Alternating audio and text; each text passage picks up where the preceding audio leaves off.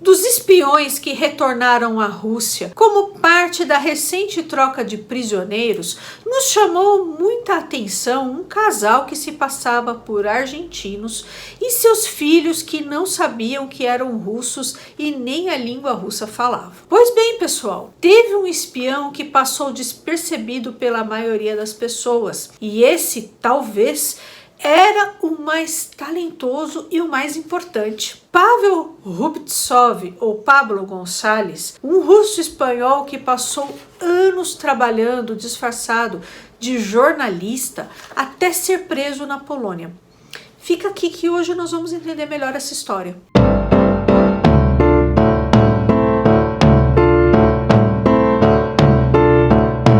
Oi pessoal, tudo bom com vocês? Meu nome é Juliane, você está no canal Vai e Veja, por aqui eu falo de história e também comento sobre notícias e com um recorte nas principais ditaduras totalitárias do século XX, a alemã e a soviética.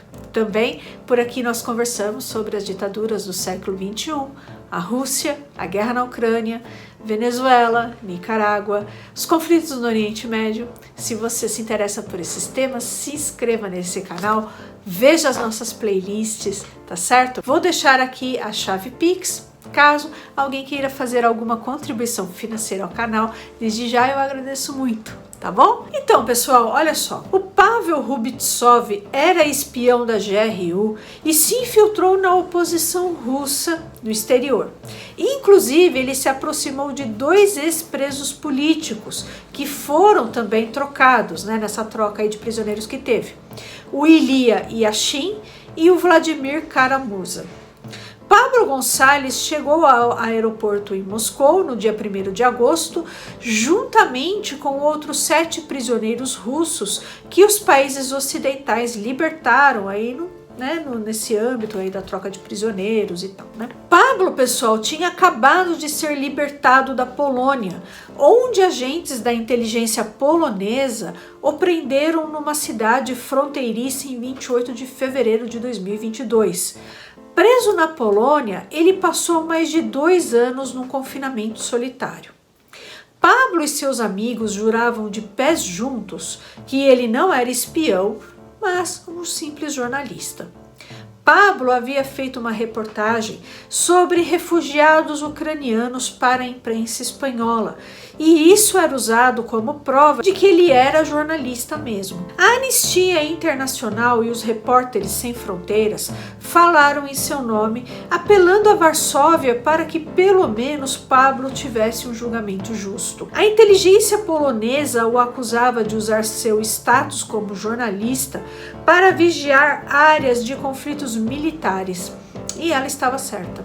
A história de Pablo, pessoal, é bastante interessante. Seu avô, Andrés Gonçalves Iag, era filho de comunistas espanhóis. E aí, quando Francisco Franco tomou o poder, ele foi levado junto com outras crianças, também filhas de comunistas, para a União Soviética, pois eles correriam riscos, ficando na Espanha, governada por um fascista. A filha dele, Maria Helena Gonçalves, se casou com o cientista soviético Alexei Rubtsov. O filho deles, Pavel Rubtsov, nasceu em Moscou em 1982. Maria Helena Gonçalves se separou do cientista russo e levou seu filho para a Espanha, e lá ele foi rebatizado como Pablo Gonçalves.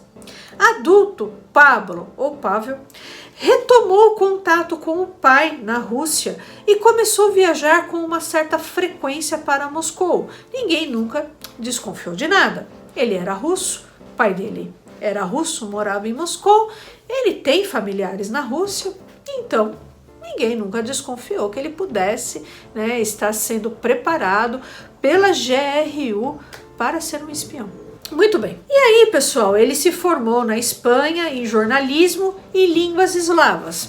Também tem tanta gente formada em línguas eslavas e não tem nada a ver com espionagem, Tanta gente que estuda literatura russa, história russa. Eu também estudo, Tem nada a ver com espionagem. Então, ele passava despercebido. Ele era um russo espanhol que se interessava pela Rússia, A princípio, isso. Muito bem, pessoal. Só que ou Pavel, obteve um passaporte russo em 2016, mas nunca contou isso a ninguém. A Polônia, pessoal, estava certa. Pablo cobria conflitos em regiões separatistas após a queda da União Soviética, né?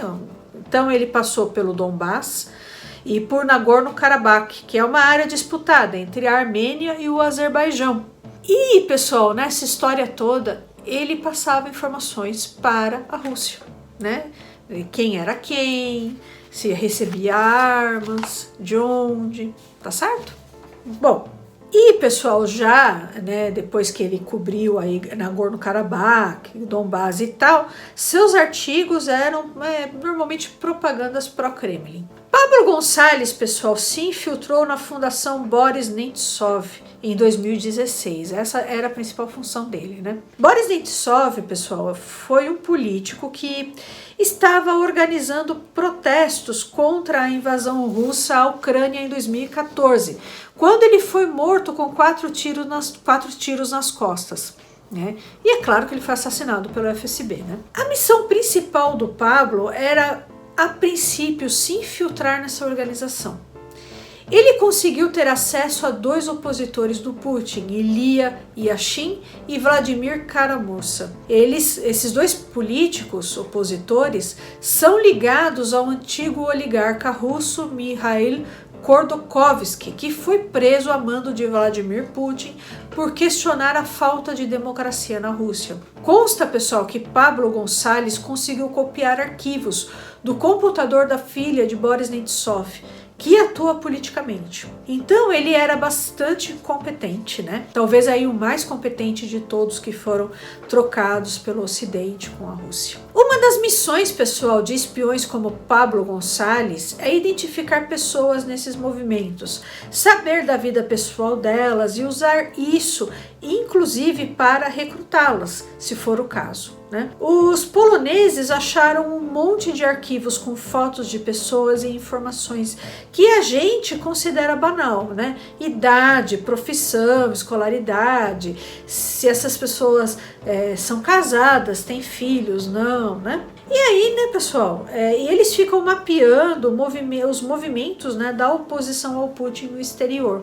Pablo, né, com a fachada de jornalista espanhol, ninguém desconfiava de nada e ele tinha livre acesso às pessoas. As pessoas o recebiam muito bem, inclusive. Porém, olha só, pessoal, soldados ucranianos desconfiaram do Pablo Gonçalves. Quando Pablo se preparava para transmitir um ataque russo na Ucrânia em fevereiro de 2022, bem no início da guerra. E esses soldados pediram para ver seus documentos.